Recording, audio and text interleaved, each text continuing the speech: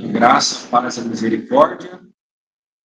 Vamos abrir em Hebreus 8. Vamos ler juntos esses 13 versículos, irmãos. Vamos juntos. Versículo 1. Ora, o essencial das coisas que temos dito é que possuímos tal sumo sacerdote que se assentou à destra do trono da majestade dos céus, como ministro do santuário e do verdadeiro tabernáculo que o Senhor erigiu, não homem. Pois todo sumo sacerdote é constituído a oferecer tanto os sacrifícios. Por isso é necessário que também esse sumo sacerdote tivesse o que oferecer. Ora, se ele estivesse na terra, nem mesmo sacerdote seria, visto existirem aqueles que oferecem os dons segundo a lei, os quais ministram em figura e sombra das coisas celestes, assim como foi Moisés divinamente quando estava a construir o tabernáculo. Pois diz ele, vê e faças todas as coisas de acordo com o modelo que te foi mostrado no monte.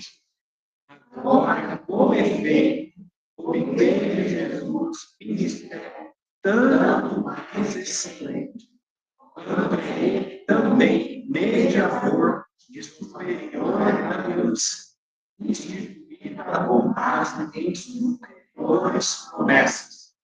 Porque se aquela primeira aliança tivesse sido sem, de maneira alguma estaria sendo buscado lugar para o discípulo. E de fato, revelando-nos diz, eis aqui em dias, diz o Senhor, e firmarei nova aliança na casa de Israel e com a casa de Judá, não segundo a aliança que fiz com seus pais, no dia em que tomei a mão, para conduzir até fora da terra do Egito, pois eles não continuaram na minha aliança, e eu não atentei para eles, diz o Senhor, porque esta é a aliança farei com a casa de Israel, depois daqueles dias, diz o Senhor, a sua mente impedirei as minhas leis, também sobre o seu coração assim escreverei, e eu serei o seu Deus, e eles serão o meu povo, e não ensinará jamais cada um ao seu próximo, nem cada um ao seu irmão, dizendo, conhece o Senhor, porque todos me conhecerão, desde o menor até a maior. Pois para com as suas iniquidades usarei de misericórdia, e dos seus pecados jamais me lembrarei. Quando ele diz volta, torna-te para ele. Aquilo que se torna antiquado e envelhecido está mais um tempo de oração diante do Senhor. Senhor, mais uma vez, nós entregamos esse tempo ao Senhor. Senhor, Tu és quem inspirou essa palavra. Senhor, pedimos ao Senhor solo adequado em cada coração essa noite. Amém. Nosso coração seja uma boa terra, Senhor, que frutifique, que dê fruto para o Senhor.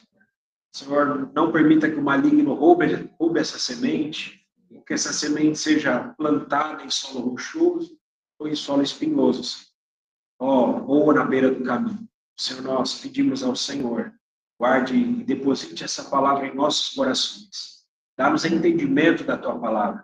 Queremos entender, queremos aplicar essa palavra em nossas vidas. Nós amamos a tua palavra, Senhor. Ela é alimento para nós. Nós nos alimentamos dela, Senhor. Vivemos por meio delas. Dependemos delas.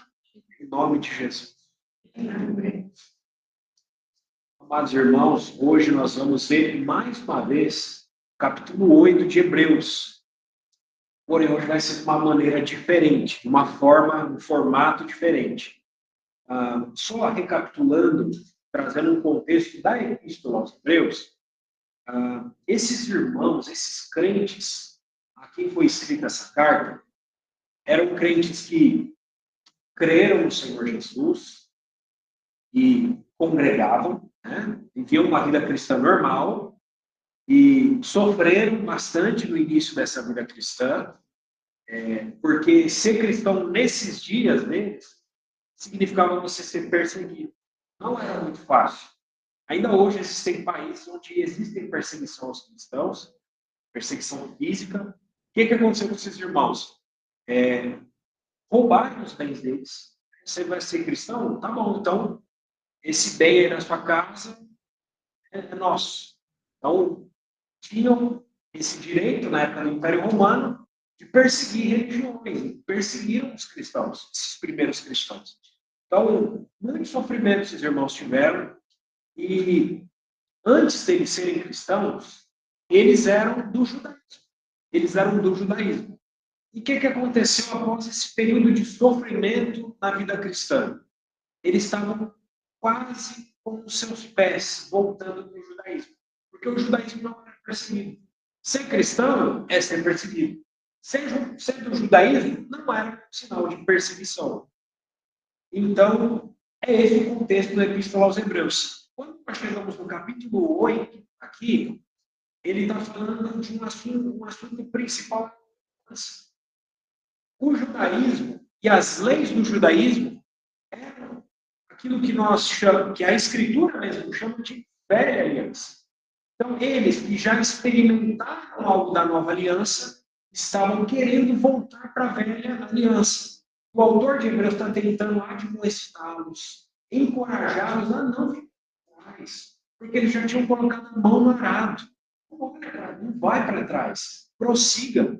É difícil, é difícil. Vai ter aflição, vai ter aflição, vai ter dificuldade. Mas em todas elas, o Senhor está conosco. Louvado seja o Senhor. Então, irmãos, eu mencionei que nós vamos falar de uma maneira diferente da convencional.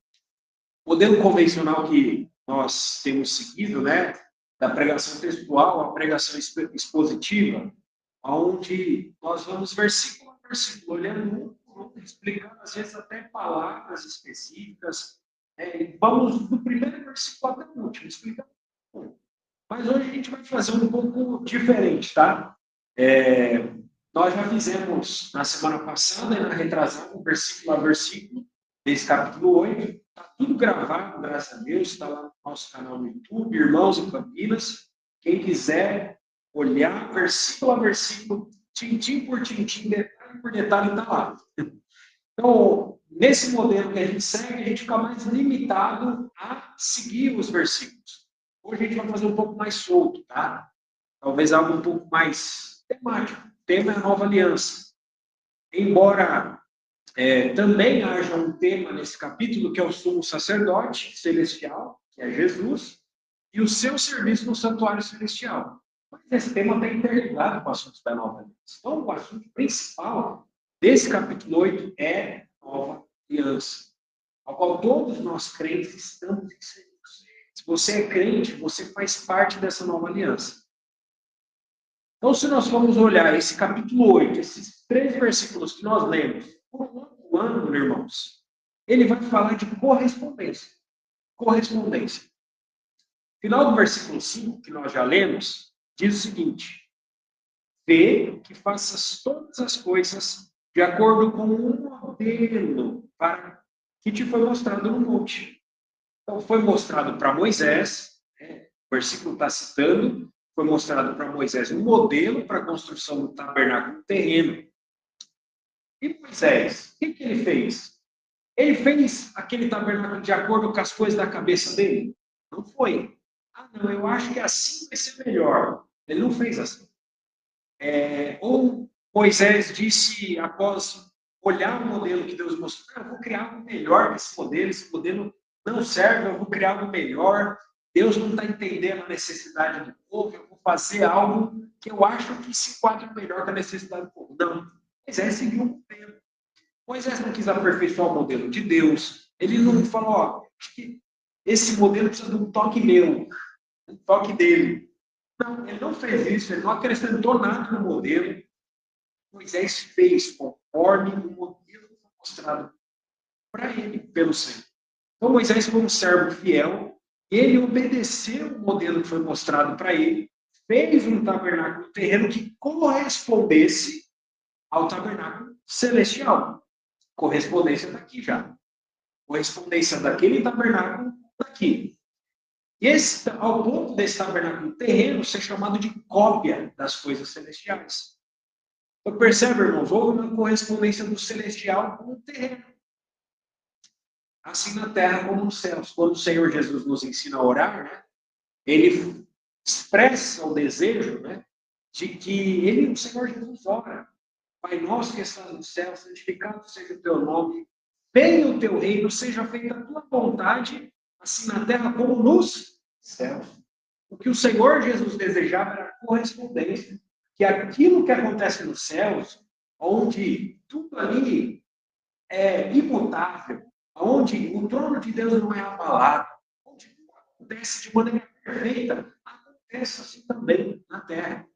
Esse era o desejo de Deus, que haja uma correspondência. Então, de qualquer forma, aquele tabernáculo que Moisés fez aqui na terra correspondeu àquilo que foi mostrado para ele. E esse mesmo Moisés, né, que está regiado nas páginas do Antigo Testamento, foi dada uma lei ao povo de Israel por intermédio de Moisés. Lá no Monte Sinai, os 10 mandamentos, a lei foi dada ali. E essa lei é chamada de letra. Né? Tem vários nomes diferentes para a mesma coisa. Às vezes a gente olha esses nomes diferentes e confunde a cabeça. A gente olha, isso aqui deve ser uma outra coisa. Às vezes é realmente, né? Mas nesse caso não. A lei de Moisés é a mesma coisa que a letra, ou que a gente tem falado, a antiga aliança. É tudo a mesma coisa, a lei de Moisés. Velho pacto, é tudo a mesma coisa, o mesmo assunto. O livro de Romanos, nas Escrituras, capítulo 7, versículo 12, não precisa abrir, mas quem estiver anotando, Romanos 7, 12, o que diz a respeito dessa lei de Moisés? Essa lei era ruim? Era má? Romanos 7,12 diz que a lei é santa. E o mandamento santo e justo e bom. Então, irmãos, nós vemos que não há problema com a lei de Moisés. Não há problema. A lei ela não é ruim, ela não é má. Ela vem de Deus. Ela corresponde, inclusive, ao caráter de Deus. Só que o povo de Israel não conseguiu obedecer. O povo de Israel não conseguiu cumprir ou corresponder, temos falado de corresponder, o povo de Israel não conseguiu corresponder à lei que foi dada a eles por Deus. Não houve correspondência nesse sentido. Como é que foi no começo do povo de Israel? O Senhor deu a lei para eles, eles ficaram empolgados e falaram tudo que o Senhor falou, amigos, e obedeceremos. Esse era o começo, né? Mas entre falar e obedecer houve um grande abismo. O povo de Israel não obedeceu à lei do Senhor e se tornaram idólatras. E a culpa disso não foi da lei. A culpa deles não terem obedecido não foi da lei, mas foi do homem. O problema, irmãos, do homem é muito grande. O problema do ser humano é muito grande. Que mesmo recebendo uma lei que vem de Deus, acabamos de ler, o mandamento é santo, é justo, é bom, mas mesmo recebendo algo tão santo, justo, bom, nós não conseguimos corresponder. Israel não conseguiu corresponder. Se fôssemos nós na antiga aliança, se a gente gosta de falar mal, né? Mas se fôssemos nós lá no lugar deles, talvez na nossa carne, em nós mesmos, não íamos conseguir correspondência. Não íamos conseguir. Romanos 7, versículo 14, diz o seguinte: Romanos 7,14. Bem sabemos que a lei é espiritual. Eu, todavia, sou carnal, vendido à escravidão do pecado. Vou ler de novo. Bem sabemos que a lei é espiritual. Eu, todavia, sou carnal, vendido à escravidão do pecado. Foi Paulo quem escreveu essas palavras. Ele diz o seguinte, que a natureza da lei aqui é espiritual. Só que a natureza dele é a natureza carnal. E quem é carnal é vendido à escravidão do pecado. Quem é nascido da carne é carne. Quem é nascido do espírito é espírito. Então, irmãos, aqui está o porquê o povo de Israel e o ser humano na carne não consegue corresponder à lei. Porque a natureza da lei é uma, e a natureza do homem é outra, é diferente. Por isso, não existe a possibilidade de nós conseguirmos corresponder à lei, por melhor que a lei seja. A lei é espiritual, nós somos carnais. Existe uma incompatibilidade de naturezas. E essas duas naturezas, elas não podem se fundir, não podem se misturar, se mesclar, uma colaborar com a outra. Inclusive, as escrituras dizem que essas duas naturezas, espírito e carne, são opostas. Uma milita contra a outra. Não há como você cumprir algo de uma natureza se utilizando de outra natureza. Para haver correspondência, nesse caso, a natureza precisa ser a mesma. E Deus não podia, olha, eles são carnais, então eu vou fazer uma natureza carnal, uma lei carnal, no caso.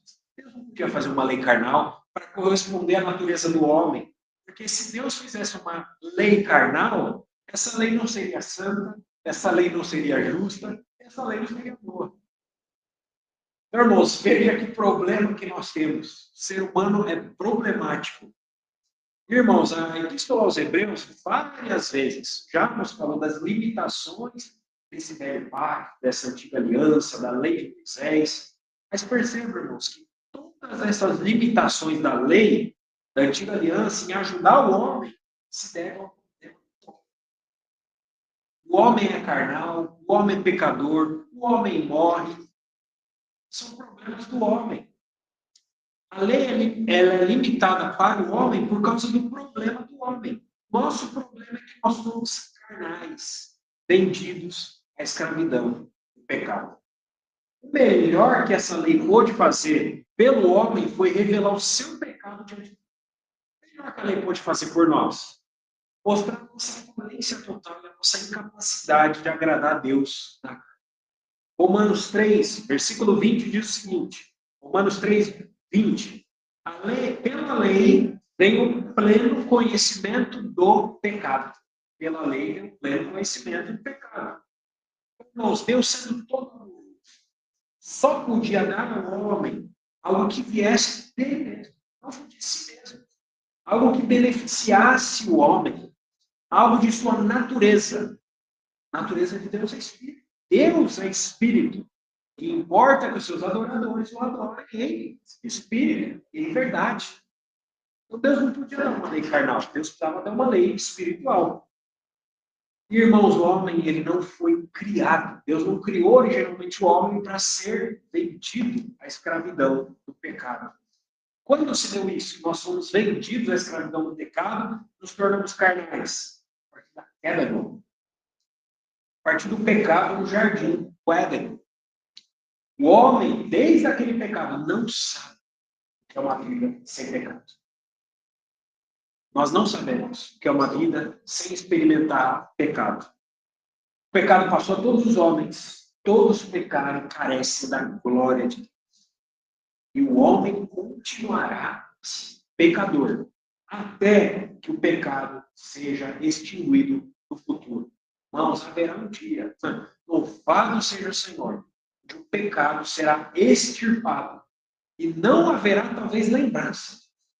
No futuro isso vai acontecer. Louvado seja o Senhor. Mas, irmãos, veja que interessante. A gente tem falado da lei, etc., da velha aliança, que ainda vai entrar na nova.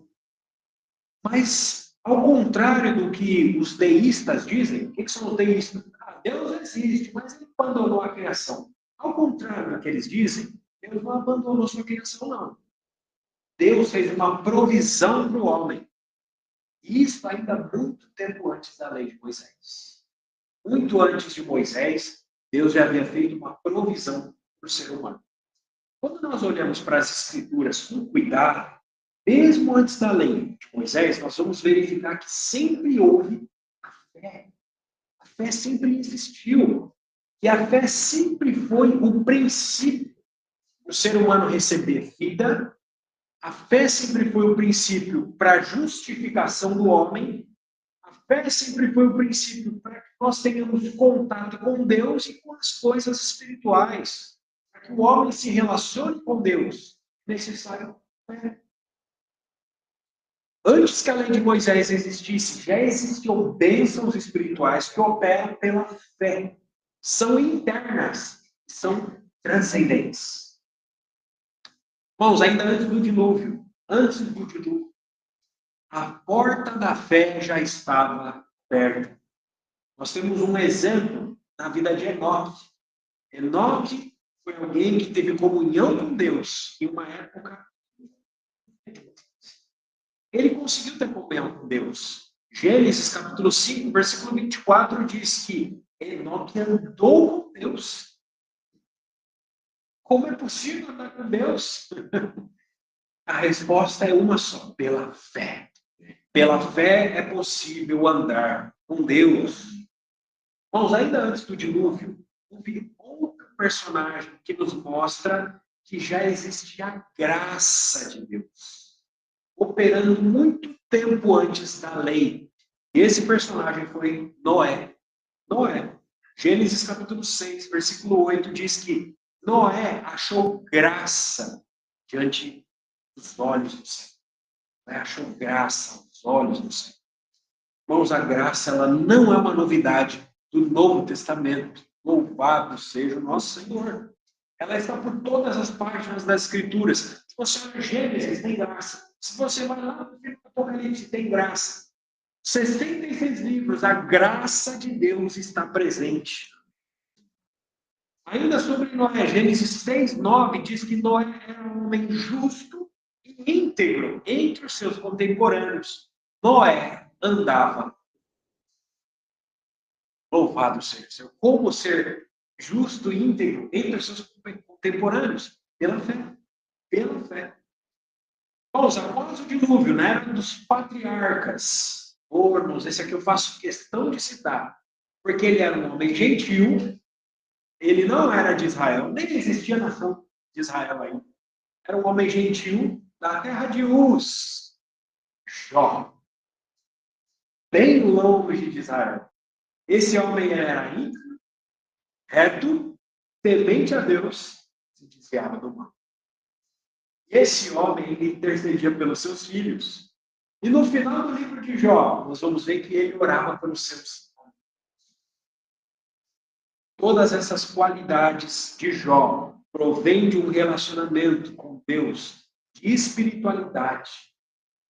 Jó, inclusive, foi colocado como um exemplo nos céus para as criaturas espirituais, seres celestiais que haviam nos céus.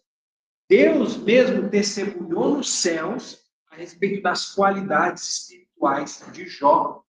O Senhor falou para Satanás, esfregou na cara de Satanás, falando: olha, Satanás, na terra tem um homem chamado Jó, e não há ninguém na terra semelhante a ele. Homem íntegro, reto, temente a Deus, se desvia do mundo. Não tem ninguém como Deus fala isso. E ainda é no livro de Jó que se encontram as palavras, Jó 28, 28. Eis que o temor do Senhor é a sabedoria, e o apartar-se do mal é o entendimento. Irmãos, geralmente atribui essas palavras ao livro de Provérbios, mas muito antes de Salomão escrever Provérbios, Jó já havia escrito essas palavras. Está no livro de Jó. Temer ao Senhor é algo interno. Temer ao Senhor é algo espiritual, que influencia em nossos pensamentos e nas nossas ações. Temer ao Senhor. Temer ao Senhor. Temer ao Senhor é fé posta em prática. Fé que, como é que você sabe que alguém está praticando a fé? Quando ele teme ao Senhor. E esse mesmo Jó, em seu terrível período de angústia, o livro de Jó, 90% desse livro é Jó passando aperto, Jó passando angústia. E os amigos dele ainda contam, nossa, você está passando isso porque você pecou. E ele não via pecado. Irmãos, esse mesmo Jó demonstra tamanha fé em Deus. Ele falou em Jó, capítulo 13, versículo 15. Ainda que ele me mate, se referindo a Deus, nele espero. Ainda que ele me mate, nele esperarei. Esperar em Deus em meio à angústia só pode ser feito pela fé. Isso só pode ser feito pela fé. É uma ação espiritual. E o que dizer de Jó, capítulo 19, versículos 25 a 27? Jó 19, 25 a 27. Porque eu sei que o meu Redentor vive, e que por fim se levantará sobre a terra. E depois de consumida a minha pele, contudo ainda em minha carne verei a Deus. Vê-lo-ei por mim mesmo, e os meus olhos e não o contemplarão. E por isso as minhas entranhas se comovam, consomem no meu interior.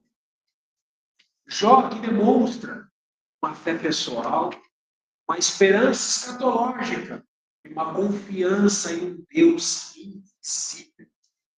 Quando ele diz, eu sei, ele demonstra tamanha convicção espiritual de fatos que não se veem. Jó sabia que o seu Redentor vive. Aquele que o redimiria vive. Ele tinha noção da presença. Jó não havia visto o Senhor com seus olhos carnais. Nenhuma carne me verá e viverá, diz o Senhor. Muito tempo depois o Senhor disse isso para Moisés. Mas Jó simplesmente cria em Deus, cria no seu Redentor, cria que esse Redentor se levantará sobre a terra. Isso Jó disse muito tempo antes do Verbo eterno de Deus se encarnar. Muito tempo antes de Jesus vir sobre essa terra, Jó já estava falando, ele vai se levantar. O meu Redentor vive, ele vai se levantar. Jó, irmãos, além de crer na redenção, ele também cria na vida do Senhor. Pois ele diz que esse Redentor, por fim, se levantará sobre a terra. E Jó também cria que ele mesmo se encontraria com Deus em um futuro escatológico. Irmãos, esse é o destino de todo ser humano. Né? Um dia, todo ser humano vai se encontrar com Deus. Mas, irmãos, Jó, ele aguardava o seu encontro com Deus. Expectativa. Cheio de expectativa. Um desejo ardente. Ele diz a respeito desse encontro que as entranhas dele se consumiam no interior. Eu quero me encontrar com o Senhor, eu quero ver Ele com os olhos, e não outros. Eu quero ver o Senhor. Esse era Jó, um homem cheio de fé. E mais, Jó cria que ele veria Deus um dia, já não mais com seus olhos espirituais, mas em sua própria carne ele veria a Deus. Oh, irmãos, exemplo para muito cristão de hoje em dia, né? Que perde a esperança, perde a fé, perde a confiança em Deus. Veja essas palavras em Jó, veja o que ele estava passando. Dizer tais coisas em tal angústia é fé. Fé no seu mais alto nível. Louvado seja o Senhor. Irmãos, e Jó, dizendo que queria ver o Senhor, nós temos o apóstolo João, mas muito tempo depois, dizendo para a igreja, quando o Senhor se manifestar, nós haveremos de vê-lo como ele é. E o que dizer então de Jó, capítulo 42, versículo 5? Eu te conhecia só de ouvir, mas agora os meus olhos te Jó, com essas palavras, ele demonstra conhecimento espiritual de Deus. Jó vivia já aqui antecipadamente por ação da nova aliança. Na nova aliança, nós vimos semana passada, um dos benefícios dela, conhecer ao Senhor. Todos me conhecerão, do menor até o maior. Já não ensinará a cada um ao seu próximo. A gente leu isso, versículo 10, se não me engano. Nem ensinará jamais cada um ao seu próximo, ao seu irmão, dizendo, conhece ao Senhor, pois todos me conhecerão. Mas, irmãos, Jó já experimentava isso aqui, muito tempo antes de Moisés. Jó já vivia os benefícios da nova aliança na sua vida com fé. Jó conhecia o Senhor pela fé. Tem um dos personagens do livro de Jó chamado Eliú, mais jovem ali. Ele aparece falando algo bastante notável. Jó capítulo 32, versículo 8. O que Eliú diz em Jó 32, versículo 8? Na verdade, há um espírito no homem, e o sopro do Todo-Poderoso o faz sábio. Aqui nós vemos por que é possível a correspondência espiritual entre Deus e o homem. Aqui está a resposta, irmãos. Esse versículo, nas palavras de Eliú. Há um espírito no homem. Ainda que o homem seja carnal, vendido à escravidão do pecado, há um espírito no homem. Deus nos fez provisão desse espírito que está no homem. Irmãos, é a partir deste espírito, como ponto de partida, que a fé opera interiormente. Outra coisa que nós vemos nesse versículo aqui é a operação do Espírito mesmo. O sopro do Todo-Poderoso torna este homem sábio. Irmãos, isso é iluminação interior, entendimento concedido por Deus, para de Deus. Irmãos, parece que nós estamos lendo o texto de Jeremias, ou o texto de Abraão. Na sua mente, imprimirei as minhas leis. É isso que acontece aqui. Sopro do Todo-Poderoso faz sábio. E Tiago fala muito tempo depois, né? Alguém precisa de sabedoria? Peça a Deus, que a todos dá. Louvado seja o Senhor. Parece que nós estamos olhando esse versículo de Jó 32, 8, texto de Jeremias 31, Hebreus 8, muito tempo antes. Há um espírito no homem e o sopro do Todo-Poderoso faz sábio. Vamos reflita nessas palavras desse versículo. E refletindo, nós vamos conseguir perceber que Deus não foi injusto com Israel. Quando deu para eles, Deus não foi injusto com Israel. Qual foi a grande questão? Eles tentaram cumprir aquelas palavras da lei na carne, sem fé. Sem fé é impossível agradar a Deus. Eles tentaram fazer aquilo na carne. O que faltou da parte de Israel foi misturar a palavra que ouviram com a fé. Nós já passamos isso em Hebreus, né? Misturar a palavra com fé. Se nós tentarmos cumprir a palavra em nós mesmos, nós não conseguimos. Com a nossa força, com o nosso braço. Não, eu vou conseguir, Senhor. Eu dou conta. Não, o carnal vem me descrever. O texto de Zacarias fala, não por força nem por poder, mas pelo meu Espírito. É tudo pelo Espírito, não tem? A mesma fé que operou em Enoque, em Noé, em Jó, em tantos outros. É por essa fé, no Espírito. Ainda na era dos patriarcas, nós temos um outro personagem fundamental para o assunto da nova aliança. Abraão. Abraão, 430 anos antes da lei de Moisés. Abraão recebeu pela sua fé a justificação. Abraão foi justificado pela fé. Gênesis capítulo 15, versículo 16, diz que Abraão creu no Senhor e isso lhe foi imputado para justiça. Abraão creu no Senhor e isso lhe foi imputado para justiça. Então, Abraão foi alguém que foi chamado, inclusive, de pai da fé, andava com Deus, apesar dos erros dele. A vida de Abraão teve um relacionamento progressivo com Deus.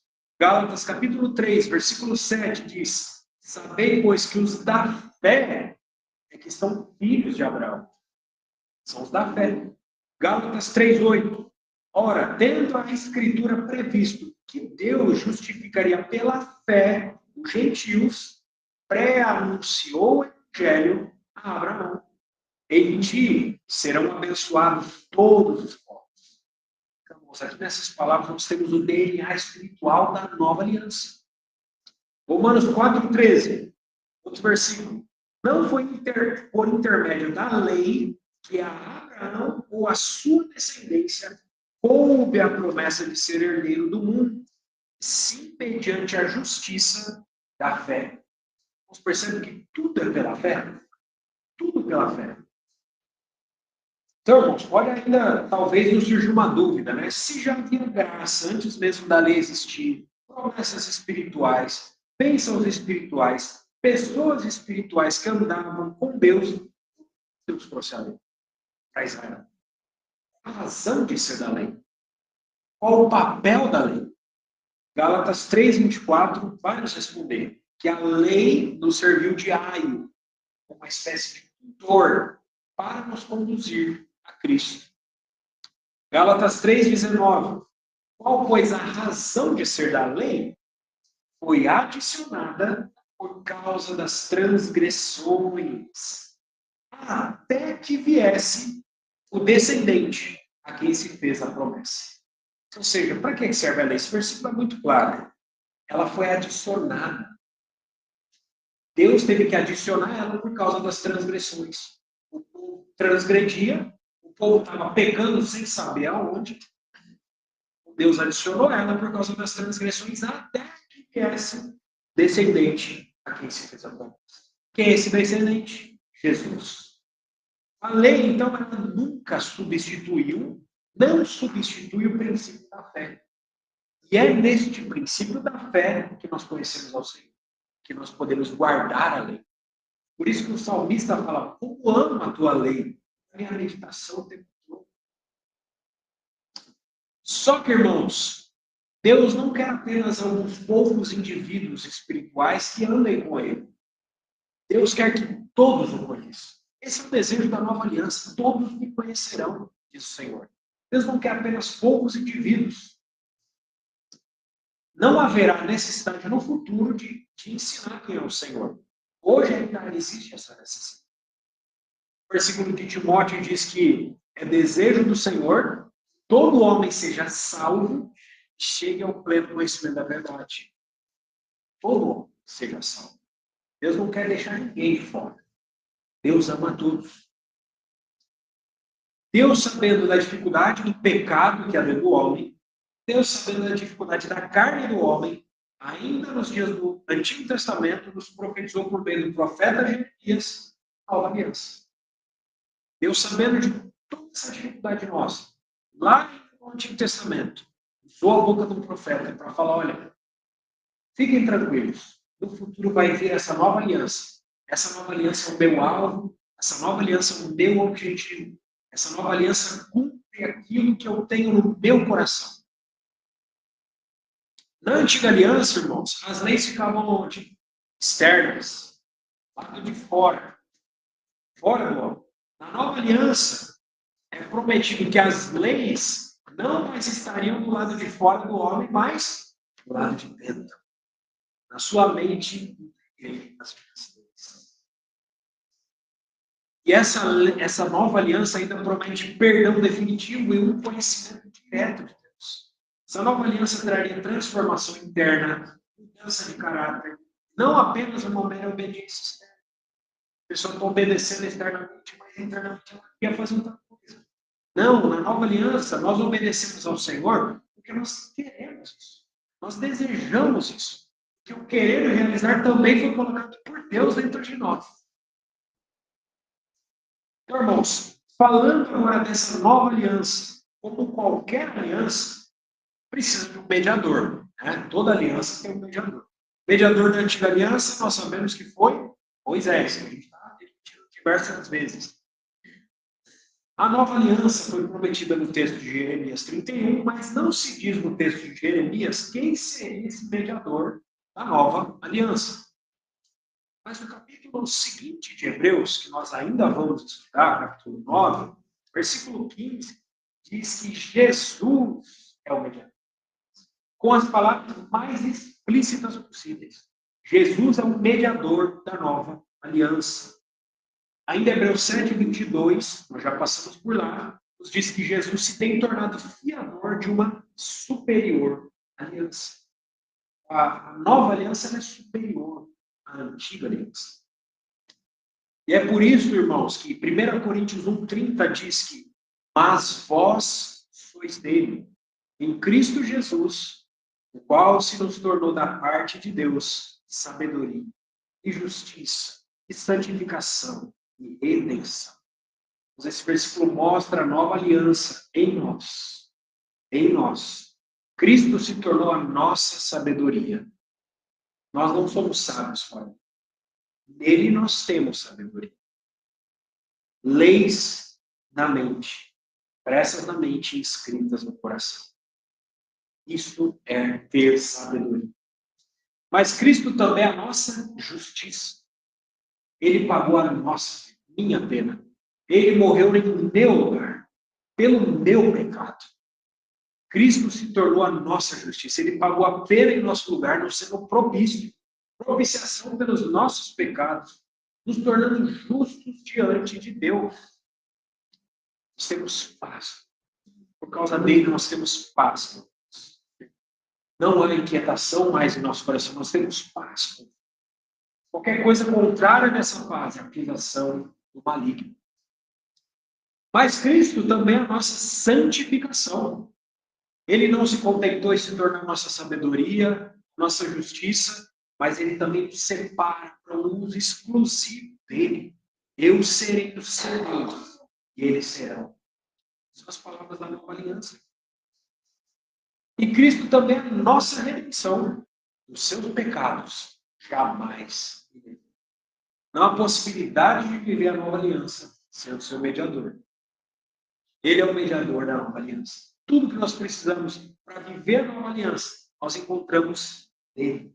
Ele é o centro da nova aliança. Ele é o alvo da nova aliança. O objetivo da nova aliança, bem de todas as coisas do universo.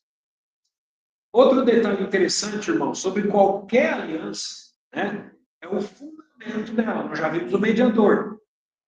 Agora nós vamos ver o fundamento. Qual é o fundamento das alianças? Né? Hebreus 9, versículos 18 a 22. Se os irmãos quiserem abrir também, Hebreus 9, 18 a 22. Nos diz que nem a primeira aliança, está falando da lei de Moisés aqui, nem a primeira aliança foi sancionada sem sangue. Porque havendo Moisés proclamado todos os mandamentos segundo a lei a todo o povo, tomou o sangue dos bezerros e dos bodes, e com água, e lã tinta de escarlate, e estopo, e aspergiu não só o próprio livro, como também sobre todo o povo, dizendo: este é o sangue da aliança, a qual Deus prescreveu para nós outros. Igualmente também aspergiu com sangue o tabernáculo e todos os utensílios do serviço sagrado.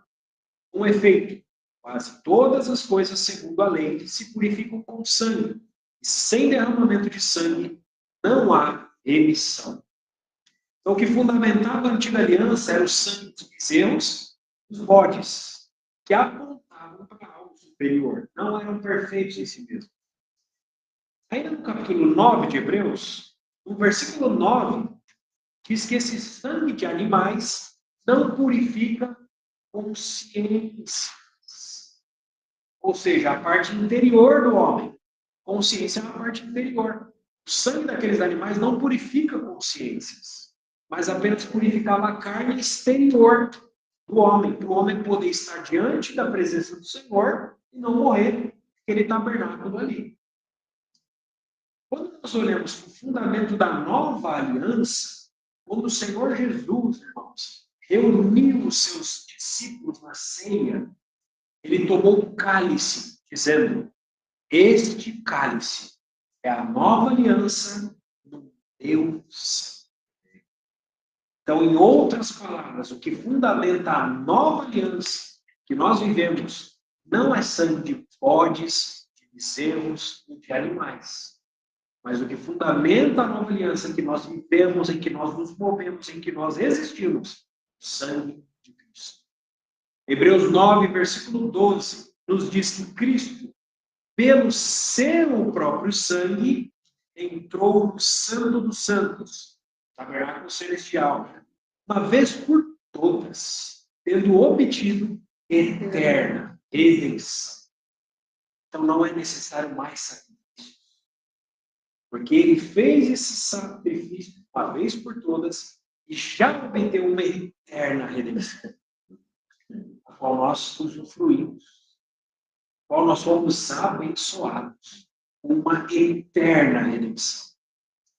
Ainda no capítulo 9 de Hebreus, versículo 14, nos diz que o sangue de Cristo purifica muito mais que o sangue da antiga aliança. Pois o sangue de Cristo, esse sim, purifica consciência. Ou seja, o sangue de Cristo purifica o interior. Não só exterior, mas purifica de dentro. Ele chega onde o sangue daqueles animais jamais poderia chegar. Esse é o sangue de Jesus. Por isso que o apóstolo Pedro, ao falar sobre esse sangue, ele fala, preciosos. Esse sangue é precioso. E por fim, irmãos, sem esse sangue derramado em favor de nós, não haveria o óleo. Para que haja o óleo, primeiro precisa vir o sangue. Primeiro vem o sangue, depois o óleo. O óleo é uma figura do Espírito Santo. Jesus derramou o seu sangue na cruz. 40 dias depois, os discípulos se reuniram num cenáculo e o Espírito Santo desceu e eles falaram outras línguas, então o óleo desceu. A irmã orou hoje na reunião, esse óleo desce do cabeça e espalha pelos dedos. Então esse óleo está sobre nós. O sangue foi derramado para que esse óleo esteja em mim e você. O Espírito está em mim e você. Então o óleo veio. 2 Coríntios 3, versículo 6, nos diz, o qual nos habilitou. Irmãos, esse versículo é muito precioso. 2 Coríntios 3, 6. O qual nos habilitou. Estamos todos aqui habilitados. Não existe ninguém aqui nessa reunião que não esteja hábil. Todos estamos habilitados para sermos ministros do quê? Não é de uma velha? De uma nova aliança. Não da letra, mas do Espírito. Porque a letra mata, mas o Espírito vive. Louvado seja o Senhor. O Espírito da vida, irmãos. A vida do Espírito. Vida para o nosso espírito, para a nossa alma, para o nosso corpo. Nós recebemos pela fé a bênção de Abraão, o Espírito prometido. A realidade da nova aliança é espiritual. A nova aliança, então, em seu aspecto espiritual, consegue se encontrar correspondência com a fé que há em nós, que é espiritual. Então, irmãos, a nova aliança ela não inaugurou algo inédito, mas ela retoma o modo original de Deus, de lidar com o homem pela fé. Agora, fundado no sangue de Deus, não mais naquele sangue de animais. Nova aliança ela não criou a espiritualidade ou uma vida espiritual, mas ela restaura a vida espiritual e universaliza a vida espiritual. Deus é espírito. Não vai ser mais em Jerusalém ou em Samaria, mas é no espírito a adoração. A nova aliança ela não cria um novo tipo de homem espiritual. Ela restaura o homem espiritual, amplia, fundamenta legalmente o sangue de Cristo, que já existia antes, só que pela fé. Irmãos, vejamos as palavras de nosso Senhor Jesus. João capítulo 7, versículos 38 e 39. João 7, 38 e 39. Você crê em Jesus? Eu creio em Jesus. O Senhor Jesus diz o seguinte: quem crê em mim, como diz a Escritura, do seu interior fluirão rios de água. Isso ele disse com respeito ao Espírito que haviam de receber os que nele crescem, pois o Espírito até aquele momento não fora dado, porque Jesus não havia sido ainda glorificado. Quem crê? Basta o que, irmãos, para crer? Fé. É do interior de quem crê em Jesus, vai acontecer o quê? Fluir rios de água viva. Mas o que são esses rios de água viva? Versículo 39 nos explica. Isto ele disse com respeito ao Espírito. O Espírito é estes rios de água viva. Quem recebe esse Espírito? Haviam de receber os que nele crescem. Nós cremos em Jesus, temos o Espírito dentro de nós. Temos rios de água viva fluir dentro de todos nós. No livro do profeta Ezequiel, há também uma profecia sobre a vinda da nova aliança. Só que as palavras nova aliança não aparecem explicitamente no texto de Ezequiel, mas o contexto todo ali sugere que se trata do mesmo assunto. Ezequiel capítulo 36, versículos 26 e 27. Dar-vos-ei coração novo, e porei dentro de vós espírito novo. Tirarei de vós coração de pedra, vos darei coração de carne. Porei dentro de vós o meu espírito, e fareis que andeis nos meus estatutos. Guardareis os meus juízos, e os observeis. Parece que a gente está lendo o texto de Hebreus, né? É muito similar. Muito similar. Então, irmãos, muito antes do dia de Pentecostes, o Senhor já havia prometido colocar dentro de nós o Espírito dele. Dessa forma, seria possível andar nos estatutos do Senhor, guardar os juízos do Senhor e os observar. Enquanto o pleno cumprimento dessa profecia ainda não acontece, nós vimos semana passada que isso vai acontecer no futuro, mas de uma maneira bastante prática, irmãos. Como hoje nós podemos viver isso aqui, descrito nesses versículos todos que nós temos? Como nós podemos viver essa palavra? Irmãos, à medida que nós vamos nos alimentando da palavra de Deus, as palavras do Senhor são espírito, são vida, vão se infundindo cada vez mais em nós, ao ponto daquele que era mentiroso começar a dando vontade de mentir, ele vai sentir o Espírito Santo incomodar ele para não mentir. Vai se alimentando da palavra. Aos poucos ele vai diminuindo a mentira, vai diminuindo até não mente mais. Progressivo, gradual. Aquele que furtava, não furta mais. Aquele que se envolvia com coisas ilegais, também vai se incomodar para deixar essas coisas. Aquele que é irado, que vive irado, vai se tornando manso. Aquele que era orgulhoso passa a servir aos outros em humildade. Aquele que fornicava, não fornica mais. Mas o que vai se tendo nessas pessoas que vão se alimentando do Senhor, dia a dia, ultimamente da palavra de Deus, é a prática das boas obras. A pessoa começa a praticar boas obras, irmãos, é instantâneo. É impossível você não se alimentar diariamente da palavra de Deus, você não praticar boas obras. Vai sair de maneira espontânea. São os rios de água viva. Esses rios vão alcançar as pessoas de maneira espontânea, natural. Louvado seja o Senhor. Aquele que era tímido, ele se torna corajoso. Se torna corajoso ao ponto de anunciar o evangelho para as pessoas que estão ao seu redor. Ele vai falar do Senhor às pessoas. À medida do quanto nós vamos experimentando a nova aliança, irmãos, é a medida da nossa busca pela presença de Deus. Quanto experimenta a nova aliança? Quanto busca Deus. À medida da nossa transformação interior, à medida de quanto buscamos alimentar a palavra de Deus. Porque o Espírito que habita interiormente tem correlação, tem correspondência com a palavra inspirada por Ele mesmo. Todas essas palavras aqui que estão na Bíblia foram inspiradas pelo Espírito Santo. O Espírito que está dentro de mim e de você corresponde com essas palavras. Vai haver uma correspondência. O Senhor vai nos dando entendimento. Nós vamos orando aquilo que está escrito aqui. Senhor, Eu não entendo isso. Você me dá graça para entender.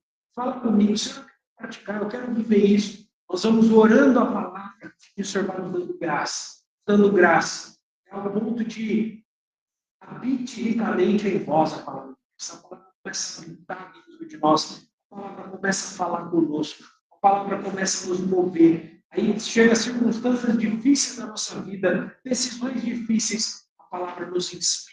A palavra nos mostra o caminho por onde nós devemos andar. Isso é a nova aliança vivida na prática, vivida em nós. Então, as leis do Senhor, quanto mais tempo nós passamos com Deus, mais as leis de Deus vão sendo impressas na nossa mente, inscritas no nosso coração. No futuro, irmãos, isso vai ser feito de uma vez. De uma vez. Mas hoje, irmãos, isso é gradual. A graça do Senhor nos capacita a buscá-lo, a se alimentar dele e a fazer a vontade dele. Mas a graça do Senhor não substitui a nossa responsabilidade. Qual é a nossa responsabilidade? Buscar o Senhor. Se alimentar dele. Da mesma forma como aqueles israelitas no deserto precisavam do maná. Todos os dias eles tinham que acordar cedo e pegar o maná. Todos os dias. Então, uma vez capacitados pela graça de Deus, a responsabilidade de ir ao Senhor é nossa.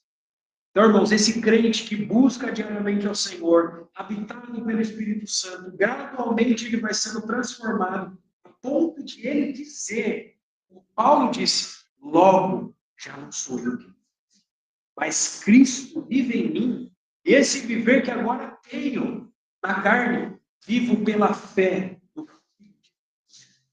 Cristo em nós, a esperança da glória. Isso, irmão, se torna uma verdade individual de cada um de nós. Nós vamos não vivendo mais a nossa vida, mas vivendo a vida de Cristo. E se isso é uma verdade individual de cada crente, isso também é uma verdade coletiva, de assembleia, de grupo, de comunidade. Nós estamos sendo edificados coletivamente para a habitação de Deus, o Espírito. Isso é o que diz o texto de Efésios. E 1 Pedro 2,5 diz o seguinte: vós mesmos, contexto coletivo, vós mesmos, pedras que vivem, sois edificados casa espiritual, para serdes sacerdócio santo, a fim de oferecer sacrifícios espirituais agradáveis, por intermédio de Jesus Cristo. Mas nós precisamos fazer uma observação aqui, irmãos. Temos falar tudo na nova aliança espiritual, tudo isso que nós vivemos e nós obtemos na nova aliança espiritual, essas bênçãos espirituais, não significa de maneira alguma a ausência de problemas exteriores em nossas vidas. O Senhor Jesus disse: no mundo tereis aflições, mas tende bom ânimo. Eu venci o mundo. No mundo tereis aflições, mas tende bom ânimo. Eu venci o mundo. Perceba, irmãos, que esse texto, onde o Senhor Jesus fala isso, ele não diz que nós venceremos o mundo. Isso seria a sequência lógica, né? No mundo tereis aflições, mas vocês vão vencer o mundo. Não é isso que o texto diz. O texto diz que o Senhor venceu. O mundo, irmãos, o cosmos, é uma força espiritual muito forte, para que nós tenhamos força para lidar com ele. O mundo é algo que está além das nossas forças. Não tem como eu e você enfrentarmos o mundo. Ele é mais forte do que nós. Mas o único que venceu o mundo, venceu por mim e por você. Ele diz: eu venci o mundo. O Senhor é um invicto, aquele que nunca sofreu derrota. Ele venceu o mundo. Está em João 16:33. Perceba, irmãos, que no início desse versículo, em João 16:33, o Senhor diz: estas coisas vos tenho dito, para que tenhais paz em mim. Estas coisas vos tenho dito para que tenhais paz em mim. Irmãos, mesmo com o mundo nos apertando, nós tem ficado cada vez mais difícil. O texto de Daniel, o texto que eu lembro agora, diz que nos últimos dias Satanás magoará o santo do Altíssimo. Ele vai oprimir. Nós somos oprimidos em diversas circunstâncias, diversas situações, há diversas pressões sobre a nossa vida, de natureza natural, mas também muitas pressões de natureza espiritual. Mas o Senhor diz que mesmo com o mundo nos apertando e sendo mais forte do que nós, o Senhor nos diz que Ele venceu por nós. Inclusive, por essa situação que eu e você estejamos vivendo. Ele venceu para nos dar paz em meio às situações. Ele não prometeu remover as situações. Ele não disse, eu vou te tirar dessa dificuldade. Ele não disse isso. Mas nos dar paz em meio a elas. Ele não prometeu remover da nossa vida as aflições, nem os tirou. O Senhor falou na oração dele em João 17, não peço que os tire, mas que os guardes do mal. Mas, irmãos, vejam o que está escrito em 1 João capítulo 5, versículo 4. 1 João 5, 4. Porque todo que é nascido de Deus vence o mundo. E esta é a vitória que vence o mundo. É o quê? A nossa fé. A nossa fé. Nenhuma obra nossa, nenhuma ação nossa, nenhum feito nosso vence o mundo. É somente a fé. A fé na vitória dele. Agora vejamos o versículo 5 de 1 João 5, 5. Nos confirma mais ainda isso. Quem é que vence o mundo? Senão aquele que crê ser Jesus, Filho de Deus? Mas a vitória é contemplar o Filho de Deus. Vitória significa olhar para Jesus. Para de olhar para a circunstância. Para de olhar para a dificuldade. Olha para Jesus. Vitória é olhar para Ele. Crer nele. Confiar nele. Saber que nós não temos a mínima força contra esse mundo. Mas Ele venceu por nós. O mundo já está condenado. Debaixo da ira de Deus, irmãos, é questão de tempo para essa ira de Deus ser derramada sobre esse mundo. Mas aquele que crê no Filho de Deus experimenta hoje paz que excede todo entendimento. A paz do Senhor. E será livrado da ira de Deus quando essa ira se abater, se for derramada sobre esse mundo. E nosso Senhor Jesus ainda diz também, Mateus 10, versículo 28, não temais os que matam o corpo, e não podem matar a alma. Temei antes aquele que pode fazer perecer no inferno tanto a alma. O Senhor não promete livrar o nosso corpo. Mas o que nós devemos ter, irmãos, uma vida que teme ao Senhor. Teme ao Senhor. É isso, nos últimos versículos de Eclesiastes. A suma de tudo é teme a Deus, guarda os seus mandamentos. Temer ao Senhor. Nós vamos passar por aflições. Nós vamos passar por inúmeras dificuldades aqui. Até o dia da nossa morte. Ou até o dia da volta do Senhor. Nós vamos passar por aflições. Mas nós somos crentes. Nós somos os da fé também. Da conservação da alma. Nós vamos morrer lutando. Morrer crendo. Morrer cheio de fé. Se o Senhor assim não voltar antes. Nós vamos morrer cheio de fé, com a palavra de Deus habitando em nosso interior, vivendo a nova aliança dentro de nós. Então, nós só resumindo, quatro pontos, resumindo a nova aliança. A nova aliança ela é fundamentada no sangue de Cristo. Nós vimos isso, está em Hebreus 9:15.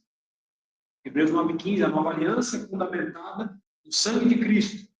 Segundo ponto da nova aliança, nós já falamos. Essa nova aliança é operada pelo Espírito. Isso está em 2 Coríntios 3:6. Nós já lemos. Terceiro ponto. Essa nova aliança resulta em vida interior transformada. Vida interior transformada. Romanos 8:2 diz isso. E quarto ponto, essa nova aliança produz uma comunidade viva para a glória de Deus. Efésios 2:22. Uma casa, um santuário do Senhor. Amém. Louvado seja o Senhor. Muito obrigado, Senhor. Amém. Obrigado pelas tuas palavras, que são espírito e vida. Obrigado porque o Senhor nos deu o seu espírito, Senhor. Obrigado, Senhor, porque nós podemos recorrer ao Senhor em cada momento, em cada aflição. Nós temos ao Senhor do nosso lado. O Senhor prometeu que estaria conosco todos os dias, até a consumação dos séculos. Nós cremos no Senhor. Nossa vida é consagrada para o Senhor. Nós te amamos, Senhor. Amamos a tua palavra, amamos as tuas promessas, amamos tudo que provemos, Senhor. Transforma o nosso interior, Senhor. Gradualmente, nos dá fome e sede da tua palavra para te buscar todo dia, Senhor. Para viver isso. Imprime as tuas leis dia a dia, cada dia um pouco mais. As tuas leis na nossa mente e escreve em nossos corações, Senhor.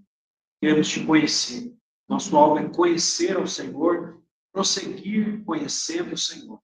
Porque como a alma, a sua vida é certa. Nós nos regocijaremos no Senhor. Te amamos, Senhor. Amém.